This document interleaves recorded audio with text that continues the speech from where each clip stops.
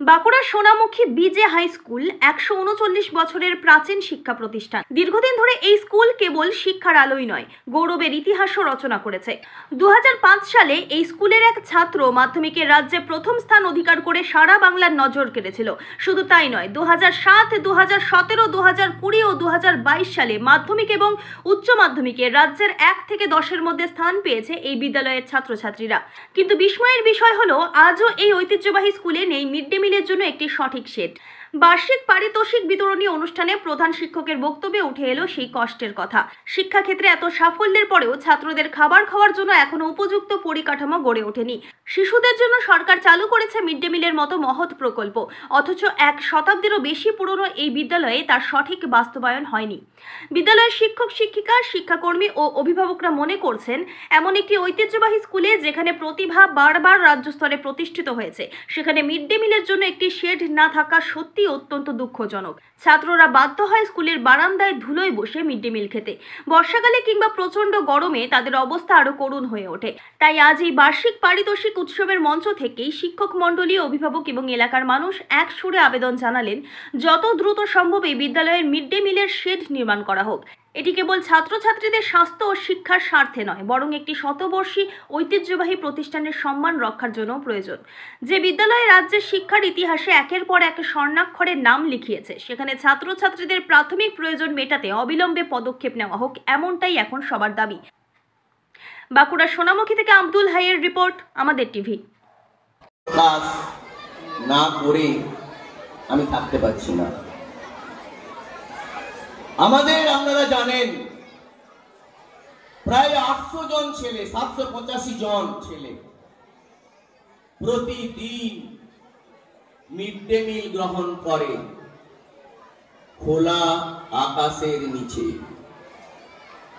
দীর্ঘদিন ধরে আমার প্রাক্তন হেডমাস্টার মশাই এখানে উপস্থিত আছেন। বিভিন্ন সরকারি দরবারে গিয়ে এবং ওনার সাথী হিসেবে অতনু বন্দ্যোপাধ্যায় মহাশয় এবং উনি, এমন কোন সরকারি দপ্তর নেই যার দরজায় তারা কড়া নাড়েননি। কিন্তু পরিতাপের বিষয়, লজ্জার বিষয়, এত বড় একটি যার একাডেমিক ঐতিহ্য এবং সাংস্কৃতিক ঐতিহ্য মণ্ডিত স্কুল, সেখানে আমার ছাত্রছাত্রীরা যখন মনুষ্যেতর প্রাণীদের মতো মিড ডে মিলের খাবার গ্রহণ করে, তখন সত্যিই বেদনায় চোখে জল আসে।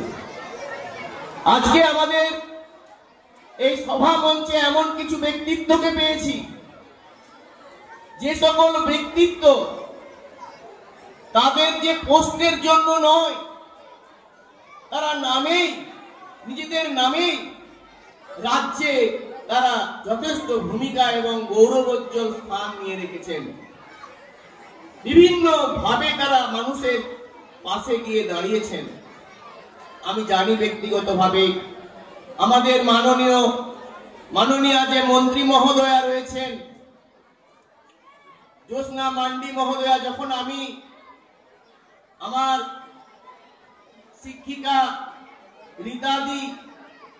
রীতা সাহা মহাশয়া, আমার পরিচালন সমিতির সেক্রেটারি প্রেসিডেন্ট আমাদের ষষ্ঠীবাবু এবং আমাদের পুরসভার চেয়ারম্যান সন্তোষ বাবুকে সঙ্গে নিয়ে রাত্রি ৮টার সময় হাজরায় গিয়ে পৌঁছায় মন্ত্রী মহোদয়া, খাদ্য দপ্তরের প্রতিমন্ত্রী।